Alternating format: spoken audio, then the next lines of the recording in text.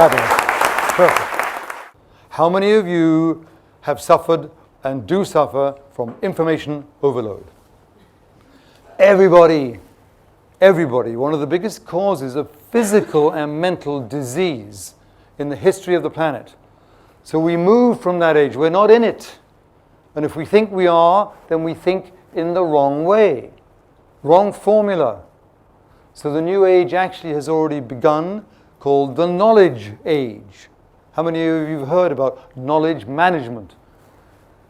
And who are the children going to be taught to be? Knowledge workers.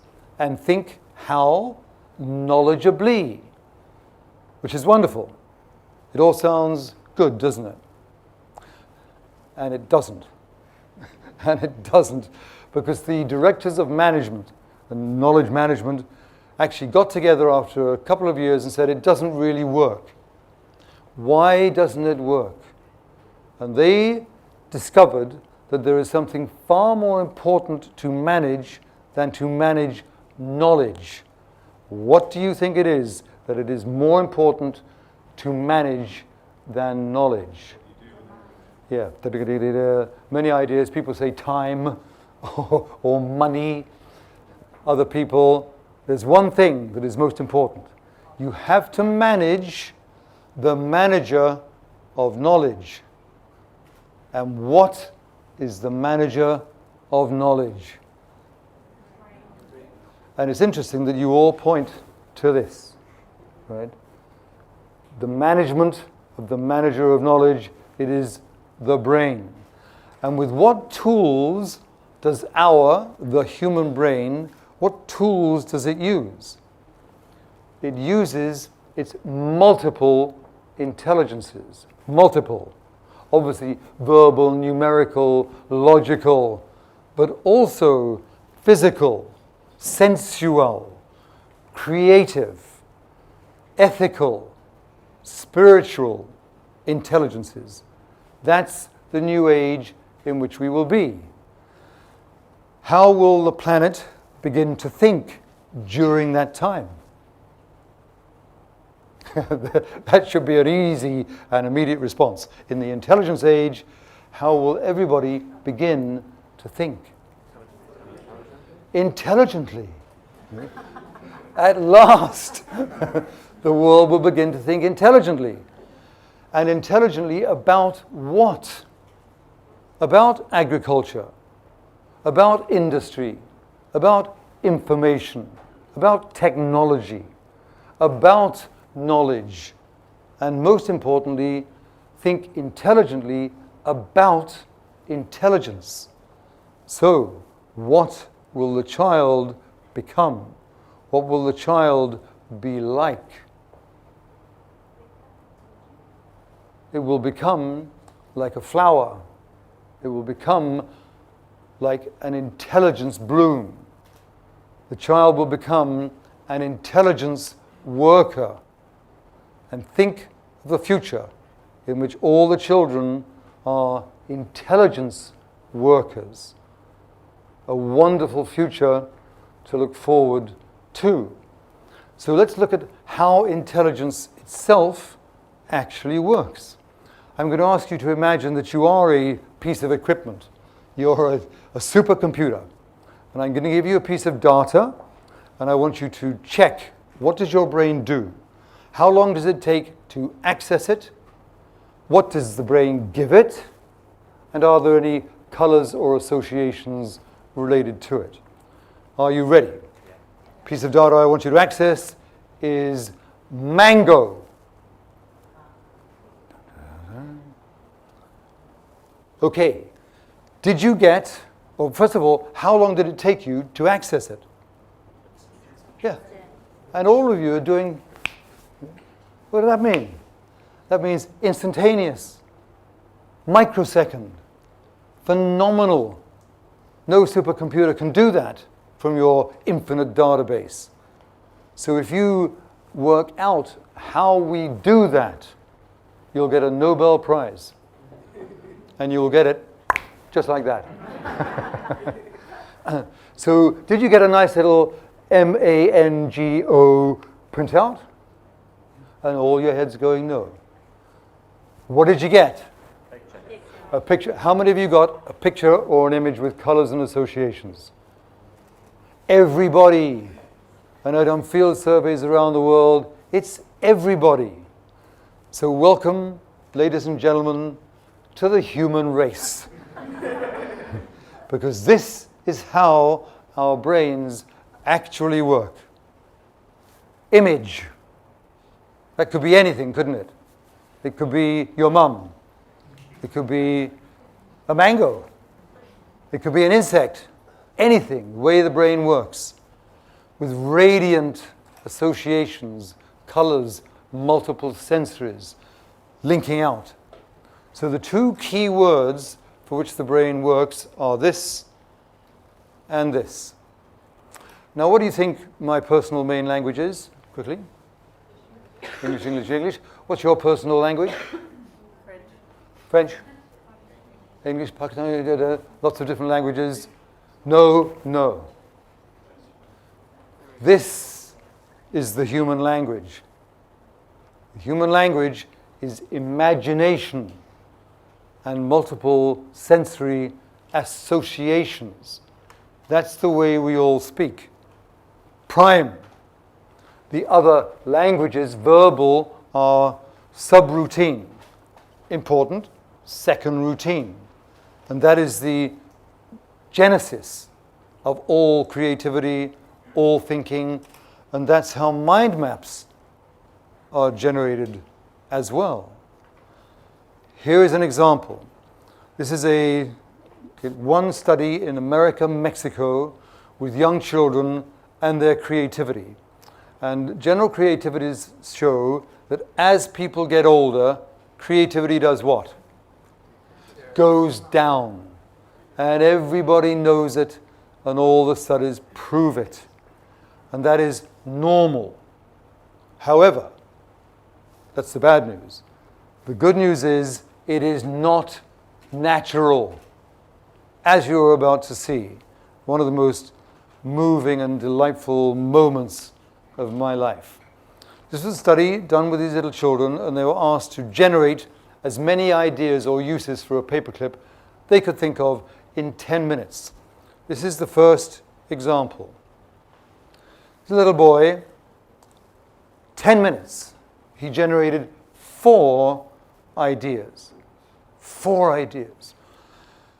His researcher, the lady Amerique Jenkins, taught him for 1 hour only that radiant human language and thus mind maps. He had 1 hour lesson, and then he was asked the same question, how many can you think of? And he was thinking of an elastic band. How many uses for an elastic band?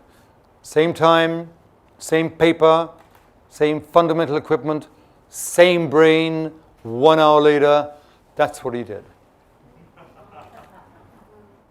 22 ideas. And he got no more marks for anything else. But you look at those lovely little circles. What are they? They're his feet. Those are his little trousers. Those are his little hands. And what's that rising sun above the elastic band? That's his head. And when he did it, in the beginning of the first test, he was saying, I'm not very creative vocally. When he did that, he looked up at the researcher and he said, I'm a genius. And he is. I mean, look at it. That's 1 hour before from the information age. 1 hour later from the intelligence age. And that mind map is a flower of intelligence. So all around the planet, there are these flowers of intelligence. And one flower is the real power. That is the power of intelligence, the power of you, the power of every brain on the planet. So that is really flower power. That's flower power. So let me just tell you a couple of stories and then conclude. First of all, the baby, and we'll talk about science. And you notice, by the way, that little mind map of the boy shows that intelligent thinking, mind mapping, radiant thinking, is egalitarian. It's egalitarian. It's the equal opportunity of every brain, every person on the planet to be brilliant, as indeed they are. So, science. What is a scientist? You all know that you're not a scientist, therefore you know what it is you're not. So what's a scientist? A scientist is not some weak person in a white lab coat in a dangerous, stinking laboratory. A scientist is a person who follows the experimental methodology. Hypothesis, an idea, the prediction that this may happen, the experiment. Then you get the result, you do the comparison, you make your conclusion, you have your summary, and then you continue to the next experiment. Babies are often written about as the real example of the fundamental aggressive or violent, destructive nature of the human being. May I have a piece of paper? I'm a baby. You've given me a piece of paper. You've given me two. Will you get this piece of paper back in this way? No. So what happens? In every country around the planet, male or female, this.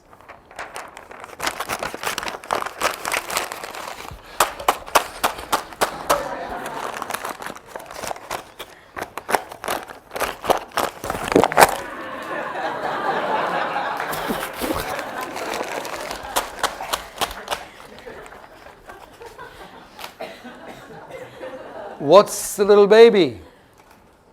Scientist. Pure scientist. What is the engineering, mechanical, tensile strength of this material? Check it as a musical instrument. What is the social, economic value of this? Anybody want some? Stick it in the billion-faceted chemical laboratory. Not so good. Try the musical instrument, and then what? Throw it away onto the next experiment. How many of you were babies? How interesting. So now you're 3, 4, 5 years old, and you're walking with mummy and daddy, and there's a big puddle there, surrounded by little and larger stones. What's the hypothesis in the 3, 4, 5-year-old child's brain? What's the hypothesis? Yeah, little stone, probably little splash. Pop. Correct. Next hypothesis? Bigger rock. Bigger splash. Let's try that. Bang! Yes. Third hypothesis is what? I'm bigger than that rock. Look at this. Wham! The big splash. Scientist. How many of you play around with your food? Interesting. Everybody. Ladies and gentlemen, how many of you are scientists? All of you. All of you. All experimenters. All childlike. And once upon a time, 15 minutes ago, you thought you weren't one. And so does the whole planet. And TED is a real intelligence agent in showing people who they really are. You're scientists. Imagine that the entire planet believes that. You're not poets. How many of you have written 1 or 2 poems in your life, little poems to mummy, daddy, grandpa, little animal, brother, sister, new lover, something painful, something happy? How many of you have written little poems? Everybody. How can you say you're not poets when you write poetry? You're obviously poets. How many of you are poets?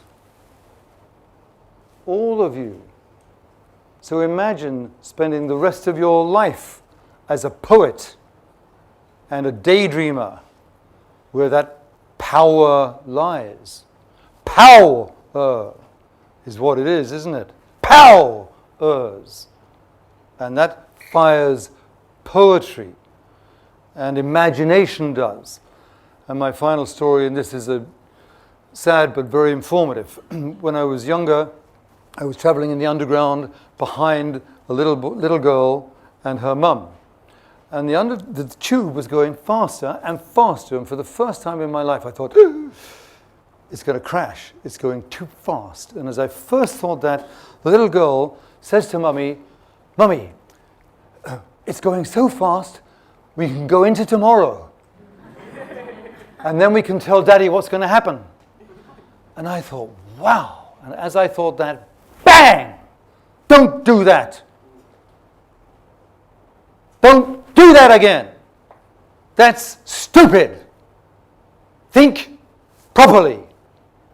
And there was a little 5-year-old girl, Einsteinian, and the daydream was crushed out.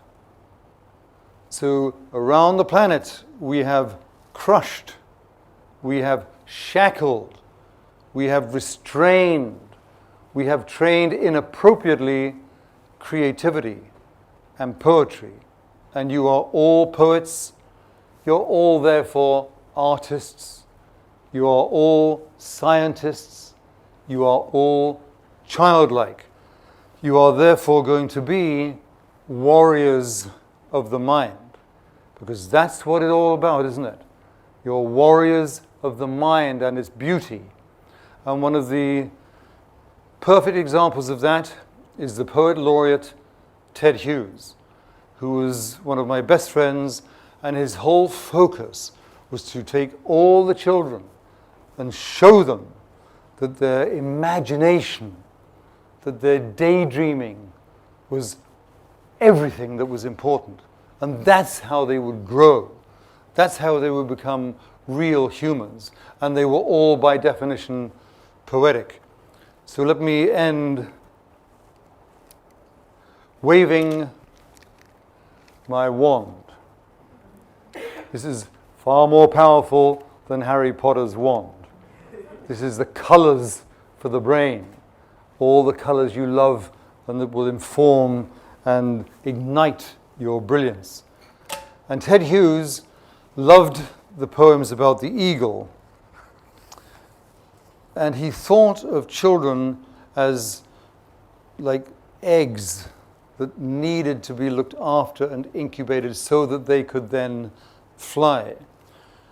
So I wrote for him and for you the poem about his spirit, this vast spirit of a grown, working poet who said, and I confirm, every brain is phenomenally powerful, can therefore make all kinds of difference, can work for the better future of the planet.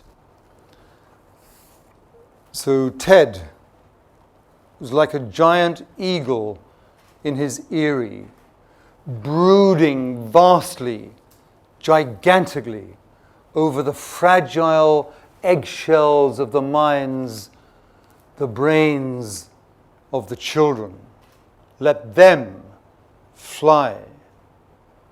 That is a gift from Ted, through me, for you, the warriors of the mind, the poets.